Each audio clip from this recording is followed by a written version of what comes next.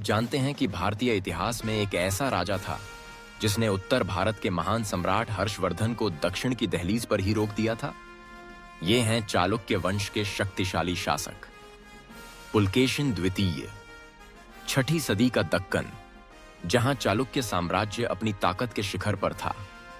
हर्षवर्धन की सेनाएं दक्षिण की ओर बढ़ीं, लेकिन पुलकेशिन द्वितीय ने अपनी रणनीति, साहस और कुशल नेतृत्व से उन्हें नर्मदा नदी के उस पार ही रोक दिया। यह युद्ध सिर्फ 2 राजाओं के बीच नहीं, बल्कि 2 संस्कृतियों की सीमाओं की रक्षा की लड़ाई थी। पुलकेशिन की विजय से दक्कन की अस्मिता और स्वतंत्रता बरकरार रही।